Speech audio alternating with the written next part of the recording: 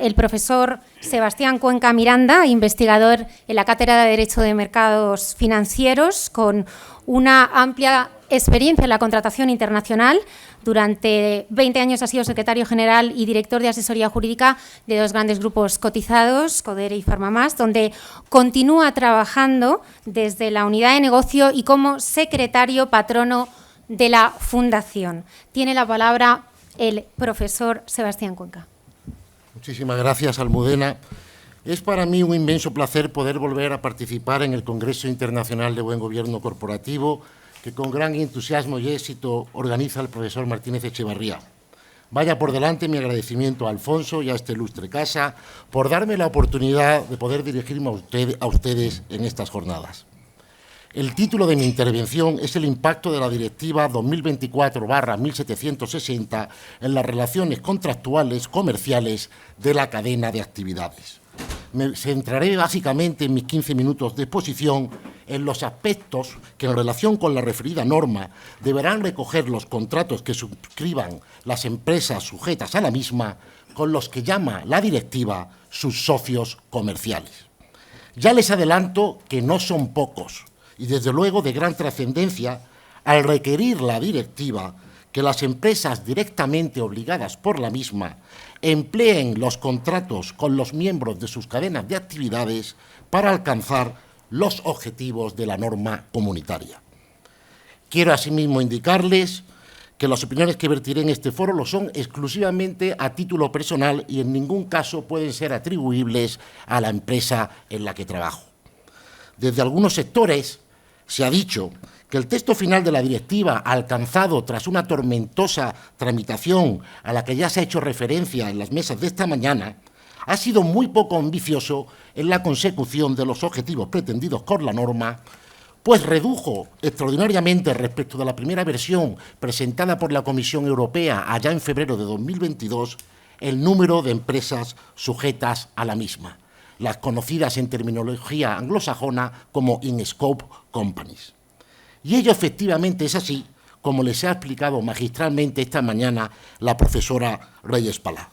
Los nuevos umbrales que el artículo 2 de la directiva exige a las empresas para quedar sometidas a la misma se dulcificaron en gran medida en la etapa final de su tramitación y de esta forma actualmente se estima que el número de empresas constituidas en la Unión Europea que alcanzan dichos umbrales es de 6.000, mientras que las in-scope companies constituidas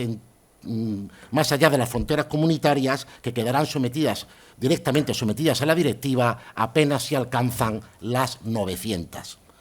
Siendo lo anterior cierto, no lo es menos que las obligaciones impuestas por la directiva inciden mucho más allá de los sujetos directamente obligados por la misma, que podemos llamar macroempresas, siguiendo al profesor Portellano, catedrático de Derecho Mercantil de la Universidad Autónoma de Madrid. Y ello es así porque, como nos indica el considerando 16 de la directiva, el objeto de la misma es garantizar que las macroempresas contribuyan al desarrollo sostenible mediante la detección, priorización, prevención, mitigación, eliminación, minimización y reparación de los efectos adversos potenciales y reales para los derechos humanos y el medio ambiente relacionados con las propias operaciones de las macroempresas, las operaciones de sus filiales y, hago una pausa enfática, también las operaciones de sus socios comerciales.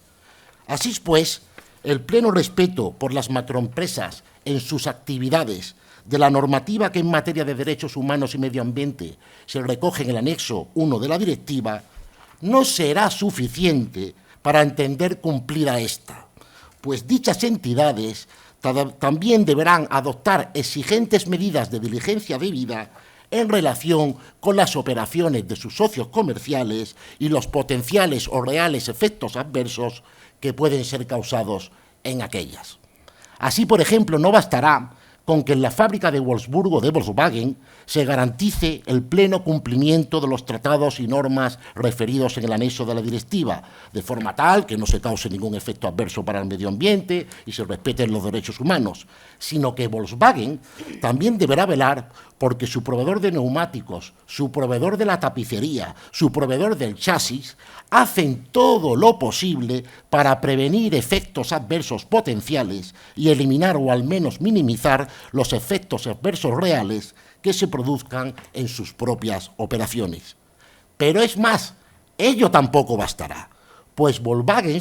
también deberá asegurarse de que los proveedores de sus proveedores, en el ejemplo anterior, el suministrador del caucho del fabricante del neumático, el proveedor de aluminio del fabricante del chasis, también han adoptado dichas medidas. Y téngase en cuenta que entre el elenco de derechos humanos que cita el anexo 1 de la directiva se incluye, por ejemplo, el derecho de los trabajadores a sindicarse libremente, el derecho de huelga y el derecho de negociación colectiva. Con este ejemplo fácilmente se comprende que el número de empresas indirectamente obligadas por la directiva resulta elevadísimo, por lo que, como el profesor Portellano ha explicado magistralmente en un artículo recientemente publicado bajo el llamativo título Nessun Dorma, el verdadero ámbito personal de la Directiva de Diligencia de Vida y sus pilares, y que sigo en buena parte de mi exposición, prácticamente ninguna empresa debería relajarse por creer que no se encuentra afectada por esta directiva. La directiva distingue dos tipos de socios comerciales.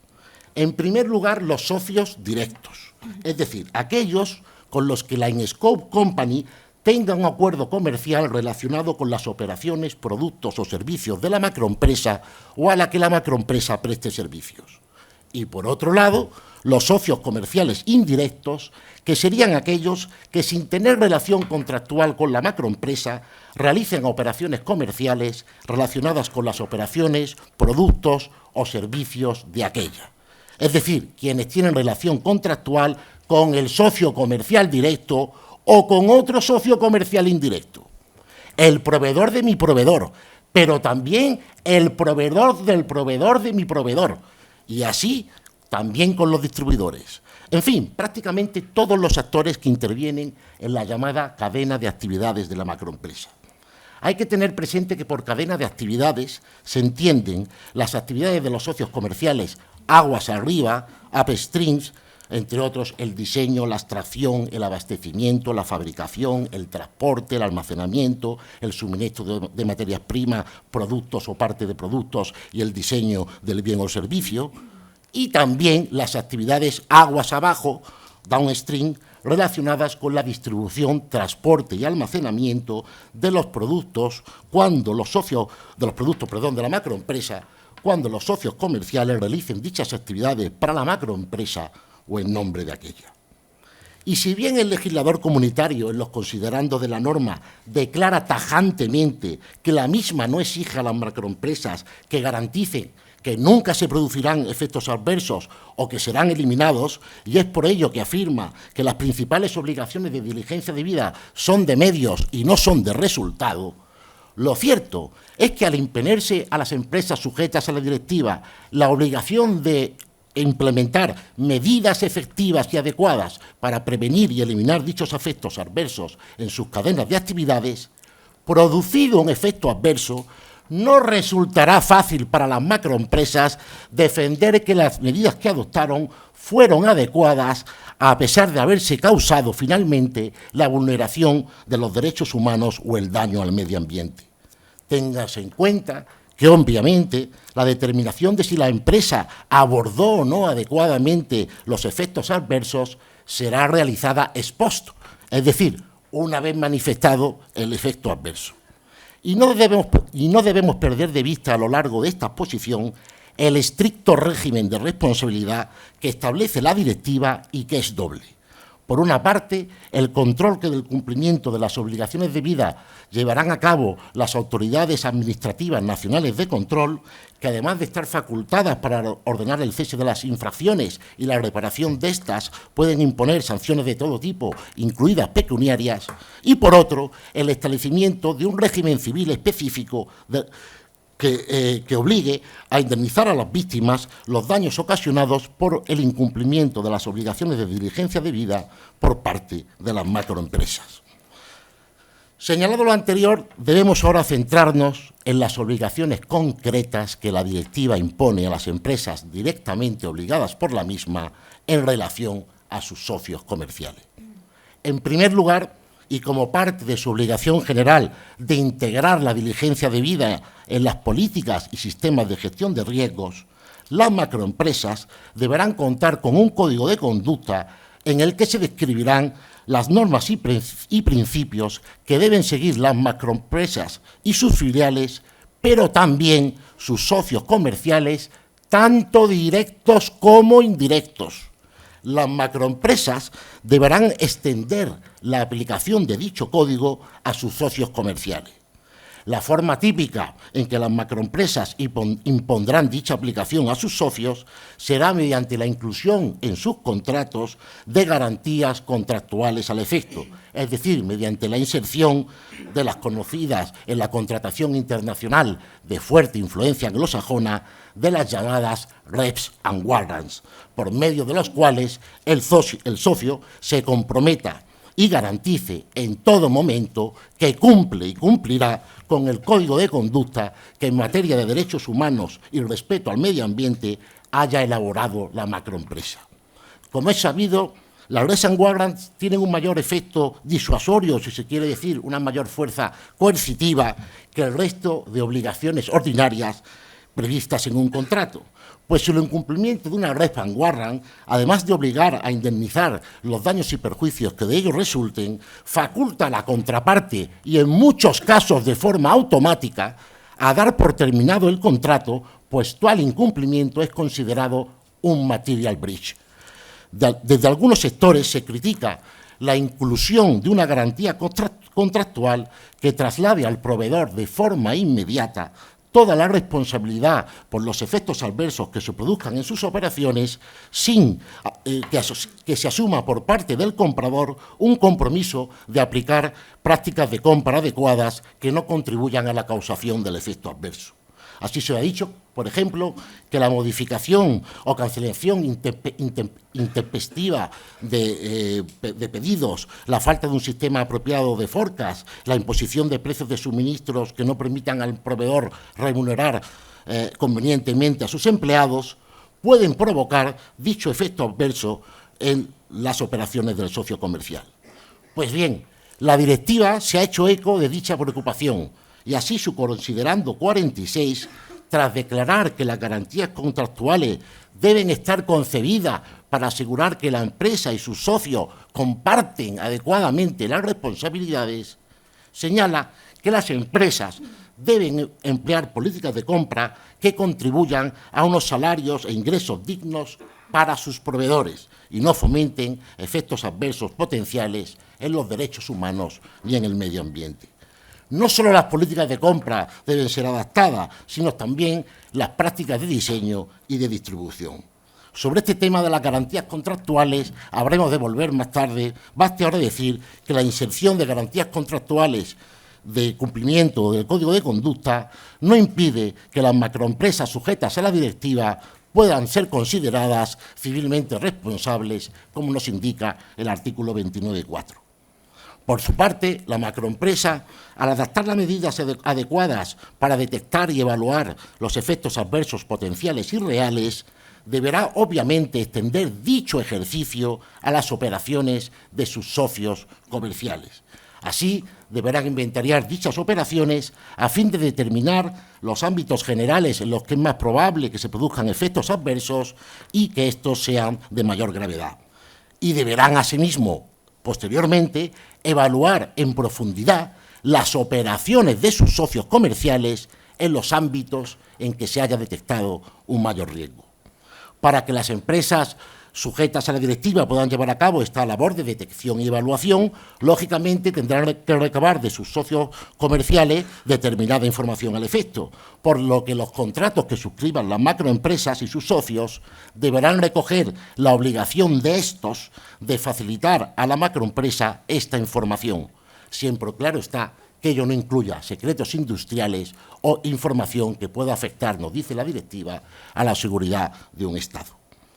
Tanto para prevenir o mitigar suficientemente un efecto adverso potencial como para eliminar un efecto adverso grave detectado o que debiera haberse detectado, las in-scope companies están obligadas a adoptar una serie de medidas que se recogen en los artículos 10 y 11 de la directiva. Así, en primer lugar, y según se trate de un efecto adverso potencial o real, la macroempresa deberá adoptar un plan de acción preventiva o correctora. En relación con ello, también deberán recabar de sus socios comerciales directos garantías contractuales que avalen el cumplimiento por estos del Código de Conducta de la macroempresa y del Plan de Acción Preventivo o Corrector. En relación con los socios indirectos, la macroempresa velará porque sus socios directos obtengan también de aquellos las mismas garantías contractuales, lográndose así una permeabilización, en inglés trickle down, de las obligaciones de diligencia debida a lo largo de toda la cadena de actividades. La directiva incluso señala que las propias in-scope companies podrán solicitar directamente a los socios comerciales indirectos el otorgamiento de las referidas garantías contractuales. Incluidas estas en los contratos, las macroempresas estarán obligadas a verificar periódicamente su cumplimiento, nos dice la directiva. Estas comprobaciones se realizarán habitualmente por medio de una auditoría que bien llevará a cabo la propia macroempresa o bien un tercero independiente. Y es por esto que los departamentos jurídicos de las macroempresas deberán asegurarse de incluir en los contratos con sus socios una cláusula que obligue a estos a permitir y facilitar dicha auditoría. También deberá preverse en el contrato quién de las partes asume el coste de dicha auditoría, máxime cuando la misma sea desarrollada por un tercero independiente. La directiva impone, como regla general, que en caso de que el inspeccionado sea una pyme, la macroempresa deberá asumir el coste de la auditoría. Como tercera medida que las macroempresas deberán poner en marcha en relación con sus socios comerciales, pero en este caso solo cuando tengan la condición de pymes, las macroempresas, deberán prestarle un apoyo específico y proporcionado cuando sea necesario, proporcionando el acceso al desarrollo de capacidades, la formación o la mejora de los sistemas de gestión. Este deber se amplía cuando el cumplimiento del Código de Conducta o del Plan de Acción Preventivo o Corrector por parte de la PYME pudiera comprometer la viabilidad de esta, pues en este supuesto la in-scope company deberá facilitar apoyo financiero específico y proporcionado a la PYME, ya sea en forma de financiación directa, préstamos a bajo interés, garantía de abastecimiento continuado o asistencia para obtener financiación. Y entramos seguidamente a analizar el que podemos llamar punto más invasivo para la autonomía de la voluntad de las partes que contiene la directiva. Así, en caso de que las medidas anteriormente descritas no impidieran o mitigaran suficientemente un efecto adverso potencial o no eliminasen o minimizasen suficientemente un efecto adverso real, se impone en primer lugar a la empresa una prohibición de contratar. Deberá abstenerse de entablar nuevas relaciones o de ampliar las existentes con el socio comercial infractor. ¿Y qué sucede con las relaciones existentes con el socio comercial? Pues que la directiva nos dice que la macroempresa deberá suspender temporalmente las mismas mientras se ejecuta un plan preventivo o corrector mejorado, según los casos. Pero si no existiesen expectativas razonables de que dicho plan vaya a tener éxito o si ejecutado este no se lograra el resultado perseguido, las in-scope companies deberán poner fin a la relación comercial con su socio. Es decir, deberán dar por terminado su contrato. Deben hacerse dos salvedades al respecto. En primer lugar, la suspensión y la terminación del contrato, que debe aplicarse, nos dice la directiva, como último recurso, solo será obligatoria cuando el derecho que rija la relación contractual entre las partes permita dichas medidas. En relación con ello, la directiva obliga a los Estados miembros a garantizar que los contratos que se rijan por su derecho interno incluyen la opción de suspender o poner fin a la relación comercial por estas causas. Pero no es menos cierto que las relaciones contractuales que las empresas europeas mantienen con sus proveedores y distribuidores de terceros países no infrecuentemente se rigen por un derecho ajeno al europeo, pues en el tráfico comercial internacional es habitual que las partes, además de una jurisdicción neutra, un arbitraje, acuerden también una governing law neutra. Por ejemplo, la ley de Inglaterra o Gales, o la ley de un estado norteamericano, el de Delaware, el de Nueva York. La segunda salvedad estriba en que la directiva obliga a la macroempresa, antes de decidirse por la suspensión o terminación del contrato, a evaluar si los efectos adversos que dichas medidas provocarán serán manifiestamente más graves que los efectos adversos que no se han podido prevenir o mitigar. Pues en tal caso, nos dice la directiva, no se exigirá a la In-Scope Company que suspenda o dé por terminado su relación comercial. No resulta clara la norma en este importante punto cuando se interpreta a sensu contrario.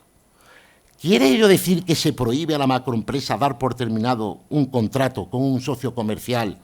que haya infringido los derechos humanos si dicha terminación pudiera ocasionar un quebranto mayor para esos derechos? Se pone, por ejemplo, de ello que como consecuencia de la terminación el proveedor hubiera de despedir a sus trabajadores sin poderles pagar una indemnización por despido, o si el proveedor, como consecuencia del fin de la relación contractual, se ve forzado a rebajar los salarios de sus trabajadores por debajo de un nivel de vida, por debajo de un nivel que les permita llevar una vida digna. En nuestra opinión,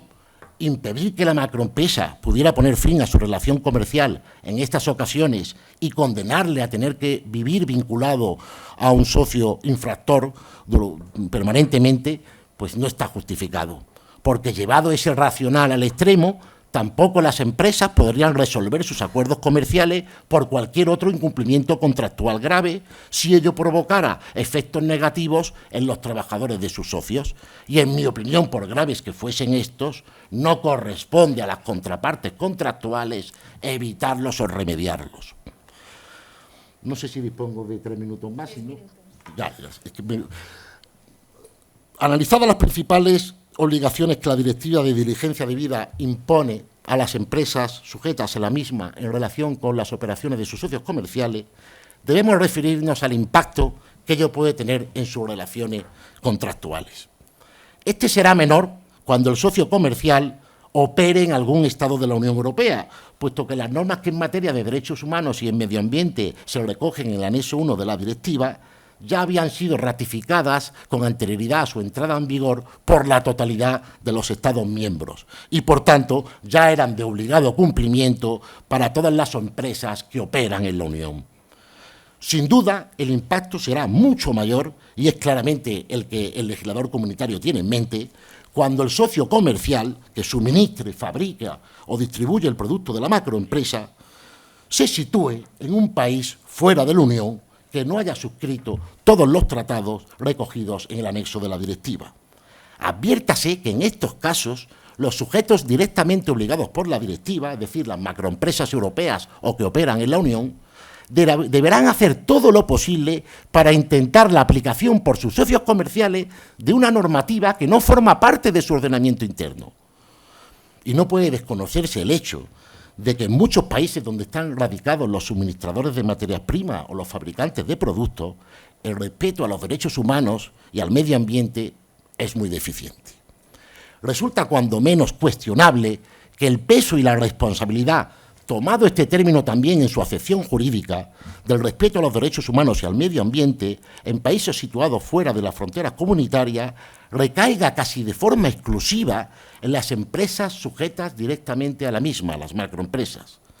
Sin duda estas, para evitar el riesgo de incurrir en responsabilidad, podrían verse tentadas a reducir el número de sus suministradores y fabricantes para operar únicamente con aquellos que les den garantías plenas de cumplimiento. Y podrían de la misma forma huir de aquellos países donde tampoco cuenten con seguridad de que se den las condiciones para una plena observancia de los derechos humanos.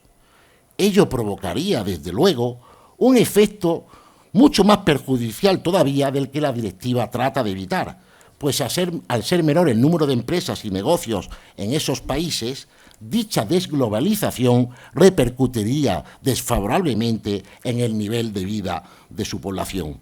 Además, las cargas que comporta la directiva someterán a cierto estrés a las cadenas de abastecimiento de las empresas europeas y ya bajo la pandemia del COVID tuvimos ocasión de comprobar cuán frágiles y dependientes son dichas cadenas. Y ya para terminar diré que, ahondando en la anterior idea, es más, en cualquier caso, es presumible que el incremento de costes que sufrirán tanto las macroempresas sujetas a la directiva para asegurar el cumplimiento de la misma, como el de sus socios comerciales para cumplir con el código de conducta de aquellas, acabará indefectiblemente por repercutir en el precio final que los consumidores deberán pagar por los productos y servicios de las macroempresas europeas. Podría cuestionarse si ello o no lo más conveniente para fomentar la competitividad de los productos europeos, máximo en una coyuntura como la actual, en que se agudiza la guerra comercial entre las principales economías del mundo. Sin duda,